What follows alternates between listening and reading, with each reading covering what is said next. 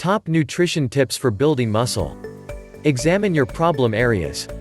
Hey there. When you have made the decision to incorporate healthier habits into your daily life, it can be a bit overwhelming. After all, a quick internet search will yield thousands upon thousands of suggestions. If you're feeling a bit overwhelmed, know that you are not alone and we are here to help. The first question always is, or should be, is where to start? An easy place to begin your new lifestyle is to look at where you're currently sitting, and where you eventually want to be. You start this with running over your day-to-day life with a fine-tooth comb and making small changes. Most people are creatures of habit, so this may not be the most comfortable task. But it's a good idea to address your problem areas first. For example, if you're somewhat of a sedentary person, then you'll definitely want to start exercising. But you can't just go from being a couch potato to hitting the gym for an hour every day. Your body just isn't used to it. Not only will you have to gradually incorporate physical activity into your life, but you'll also have to address the pink elephant in the room: why haven't I been exercising all along? Find out your reasons and change them, whether you commit to waking up earlier or cut back on your evening couch time. Or perhaps one of your problem areas has to do with nutrition. If that's the case, you're not alone. So many of us love to pull out our smartphones and get food delivered. A lot. But while it's fine to treat yourself from time to time, it's not something that you should do every day. So, ask yourself, why am I always getting food delivered? Is it for the convenience or the taste? If you just love a certain food, then search for healthy ways to make it at home. And if you're doing it more for the convenience, then join the many people who are all about food prep. If you work outside of the home, then chances are good that you have a vending machine full of sugary and high-fat snacks, and that's a recipe for disaster when those mid-morning and late-afternoon hunger pangs kick in. When we get hungry, we tend to eat with our eyes first. Vow to prepare your snacks for the week and bring them in, making sure you don't get that 3 o'clock candy bar. If you'd like even more tips on how to make small, lasting changes that will add to your quality of life, then head on over to One Medical. They have your best interest in mind with some amazing nutritional hacks. It won't be long before your local restaurant is calling you to see if you're okay. Why you should own a blender. When you think of buying a blender, your first thought might be to make mixed drinks. And that's certainly fun. But did you know that you can do so much more with this handy kitchen gadget, specifically for keeping you nice and healthy? Whether you buy a big one or a small, portable one, blenders are a great tool to create lots of mouth-watering foods. There's a reason why you see so many for sale nowadays. It's because people are turning to them for the meal prep, and not just for smoothies. Although they're great for those delicious drinks, too. Think about the following scenario: you're enjoying your dinner of chicken breast, some veggies, and a complex carbohydrate. Unfortunately, the chicken is a little bland because you don't want any added sodium or sugar in your body. But what if you could create your own healthy and nutritious sauce from scratch? Well, blenders are here to save you from another bland piece of meat. Not only can you put in your favorite ingredients, but you'll be leaving out all of those additives such as sodium and bad fats. Just scour the web for some delicious recipes. Another great use for a blender is making soup. While cans of soup are good to have on hand for a quick, last-minute meal, they're often loaded with sodium and ingredients that are hard to pronounce. But by keeping some fresh food on hand along with a blender, you're only a little ways away from a hearty soup that's high in flavor and low in sodium. Make your own vegetable, chicken noodle, and beef soup, in almost the same amount of time that it takes to heat up a can. I'm sure you've seen people upload photos of their smoothies to social media. And if you haven't tried a hearty smoothie for breakfast, boy are you missing out. Whether you use a pre-made mix and add your own fruit and veggies, or you create yours from scratch, you'll need a blender to make one yourself. And what better way to start your day than with a fresh, high-fiber, low-fat, and delicious smoothie? All of that protein and fiber is exactly what your body needs, too. The protein will keep you full, while the fiber will chomp away and fat and cholesterol. If you'd like more nutrition hacks, then head on over to One Medical and see what else they suggest.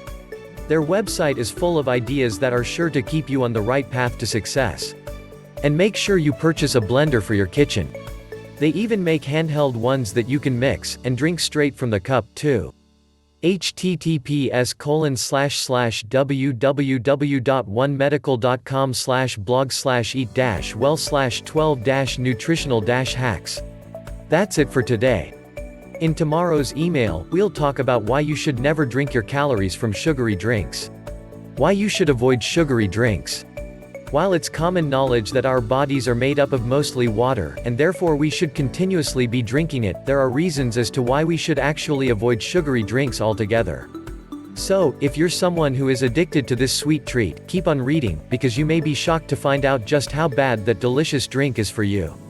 Whenever you drink your calories, be it in the form of soda or an alcoholic beverage, your brain gets thrown off track. You see, when we consume solid food, our brain is able to calculate the number of calories. But that's not the case when drinking our calories. Our brain goes, wait, what's going on here? Why can't I figure these calories out? In addition to consuming more calories, drinking this stuff can also have some nasty, long-term effects on your overall health. Just because you can't see it on the outside doesn't mean that other stuff is going on internally. Type 2 diabetes is a national epidemic in America, thanks to the availability and relatively low cost of soda and sugary, liquid concoctions. All of that extra sugar wreaks havoc on our metabolism, so it ends up going into overdrive. Sometimes so much that we lose our ability to break down sugar and end up with type 2 diabetes, which is, in its most simplistic form, the inability to process sugar. Our bodies work hard enough as it is, so let's not give them even more work. Drinking liquid sugar also contributes to obesity, which is yet another national epidemic. Our bodies are only supposed to weigh so much, and when we consume extra calories we pack on the pounds. Packing on the pounds, especially in the waistline, which is where sugary drinks love to hang out, puts added pressure on our guts to burn off that excess sugar. Medical professionals are constantly telling their patients to stay away from soft drinks, especially large servings. So, if you're someone who just loves a 40-ounce cola with your daily lunch, it's time to start cutting back and switching to water. But we know how hard that can be, so try cutting your daily soda intake in half and gradually wean yourself off of the sugar. The more you do it, the less you'll crave it. It won't be long before you're drinking a big liter of water every day instead of all of those excess calories. All of this is just further proof that you should eliminate sugary drinks from your diet and consume more water. And if you're concerned about it being bland, then try adding some chunks of watermelon or apple slices. For other tips on how to avoid extra calories, be sure to check out Health. The importance of fruits and vegetables. Remember when your parents told you to eat your fruits and vegetables? Well, they were right, and it's always a good time to bring them back into your diet. Not only are they full of nutrients that your body absolutely needs, but they add beautiful colors to your daily meals. And we tend to eat with our eyes before our mouth. When you were a kid, you probably thought your parents were just being mean. But by now, you're probably aware that fruit and veggies are superfoods. So, if you've made the decision to eat them on a daily basis, then keep reading to find out why. Full of fiber. Fiber is something that our bodies need, both to keep bowels regular and to help get rid of excess cholesterol. It also makes us feel fuller, which is what's needed to keep us away from all of those bad foods we love to snack on. So, the next time you make a plate of food, make sure that most of it are full of veggies and some fruit. Think of bright green broccoli, beautiful strawberries, and hearty kale. Get your vitamins. While you can always take a multivitamin and other supplements, there's really no better way to get your nutrition than directly from the source. Even medical professionals agree that it's always better to eat your vitamins than to swallow them in pill form. For example, kale is a great source of cancer-fighting compounds. Think of this the next time you want to eat a delicious grilled chicken salad.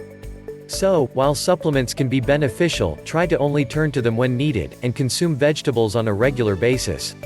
Lower your risk of disease. All of those vitamins and fiber help to also lower your risk for life-threatening diseases, such as type 2 diabetes and heart disease. Just think of how healthy you're about to become once you give up the soda, as mentioned in my previous email, and then enjoy a big bowl of mixed fruit with some refreshing water. All of this will help you live a longer, healthier, and happier life. And if you're worried about still wanting some junk food, remember that fruit is sweet. Couple that with its high fiber content, and chances are that you'll be too full from a serving of watermelon to want some ice cream. Which is great, since what you ate will help prevent diabetes, and what you could have eaten can actually cause it. If you need even more reasons to eat your fruit and veggies, along with other tips to incorporate healthy habits into your life, then check out Health. Why you should eliminate refined carbs. Do you know the difference between good and bad carbohydrates? If you don't, that's okay. That's what we're here for. A lot of people say they've sworn off carbs, but in reality, they should only be eliminating the type that's bad for them, refined carbs. When you hear the word refined, you may think of a refined gentleman. But not in this case. Refined carbs are stripped of their fiber and nutrients, which your body needs. Good carbs, on the other hand, are full of fiber and nutrients. Some sources of these carbs are steel-cut oats and brown rice, and they're called complex carbs. You can enjoy these types of carbs with breakfast, lunch, dinner, and even snacks. Is it such a big deal if they're low in nutrients? I mean, there's a whole industry designated to selling supplements so we can just pop a pill to get our vitamins, right? Well, studies have actually shown that consuming bad carbs have negative, long-term effects on your health. So yes, it is a big deal. Especially when you've made the decision to incorporate healthier habits into your life. For example, have you ever been eating a bag of cookies, suddenly looked down and saw that most of the bag was empty? We all have, and guess what? That could very well be a result of consuming bad carbs. Those refined carbs, even though they can be delicious, have actually been linked with overeating. Good carbs let you know when you're full, but bad carbs actually encourage you to pig out. So, what started out as enjoying a cookie or two has turned into a total calorie bomb, and one that your body isn't cut out to fight. Whenever you overeat, you're at risk of gaining weight and adding inches to your waistline. Those extra inches can lead to obesity, which can cause you to develop type 2 diabetes, which means that your body can no longer process sugar the way it used to. If that happens, you can pretty much say goodbye to sweets and treats, and don't we all deserve the occasional slice of cake? As you're cutting out refined carbs from your diet, be sure to search for healthy alternatives. For example, search for snack cakes that are low in sugar and high in complex carbs. With the right combinations, you may very well trick your brain into thinking that you're indulging. Be sure to fill up on complex carbs, such as oatmeal, brown rice, and other whole grains. They can make you feel full enough to not even want a bag of cookies or a piece of cake. Forging and creating social relationships. As we get older, it can be hard to, not only keep up with old friendships but also to create new ones that could be very beneficial to our overall health. If you're surprised to hear that social relationships can affect our physical health, then keep on reading to find out why. Studies show that having healthy relationships with others makes us happy, and when we're happy our brain tells our body that everything is going great. Even if we're super sore from an intense workout, or are a little bloated from indulging in some refined carbs. But if you're an adult with a full-time job and a family to take care of, it can be hard to stay social outside of your immediate surroundings. Here are a few things you can do each and every day for more social interaction. Send a text to a friend. If you have a phone full of contacts that you rarely hear from, why not be the bigger person and send out a quick, "Hello, hope all is well with you" text message. The person on the other end will probably be happy to hear from you, especially if they're busy with their own life. People are always looking to take a break, and what better way than with reconnecting with an old friend? Introduce yourself to someone new. If you recently joined a gym and don't know anyone, then pay attention to people you see at the same time as yourself. Maybe you spot someone who looks friendly, or maybe there's an instructor who seems pretty approachable. Introduce yourself and start a conversation. Who knows what could happen? Wish someone a happy birthday on Facebook. We see that notification light up every morning when we sign on. It's so-and-so's a birthday. Even if you've never met the person, because most of us have online friends we've never actually met, that shouldn't stop you from wishing them well. Just think about how happy you are whenever you get the notification that someone took time out of their day to do the same for you. Sign up for another social media account. Some people are only on Facebook, which is ideally suited for friends and family, but there's a whole internet full of people who share some interests with you. Websites like Pinterest encourage you to share creative ideas with other people, and sites like Twitter suggest you follow people based on your similar likes. Don't be afraid of meeting someone new, even if it is just online. Introduce yourself to a coworker. So many of us just show up to work, sign in, do our jobs and go home. Maybe we've befriended a few people on the job, but for the most part, we stick to ourselves. Why not get to know someone that you've seen a lot but never spoken with before? They could become your new best friend. Tips and strategies. Over the last few days, we've talked about the type of habits that you can incorporate into your daily, all of which lead to a healthier and more productive you. It certainly isn't just one or two things that will increase the quality of your life, but rather a whole bunch of habits that come together. Make sure you research other ways to keep yourself healthy.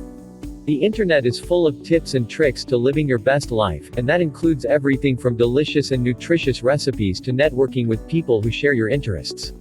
If there's one thing the internet has done, it's brought people together and helped them forge lasting relationships that increase their quality of life.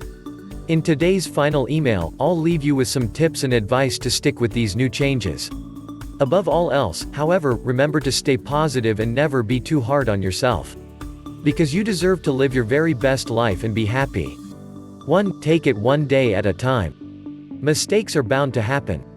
There are going to be days when you plan on doing all of the healthy habits that you've picked up, but for one reason or another, you miss a few. Or all of them. And you know what? That's okay.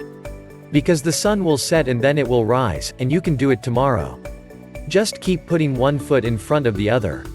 2. Remember the bigger picture. It's easy to come down hard on yourself, especially when it seems like you do nothing but the same thing day in and day out with a little result. But everything is coming together, even if you can't see it yet. Just look at your vision board or jot down what it is that you're working on, and you'll be reminded of why you're doing what you're doing. 3. Plan ahead.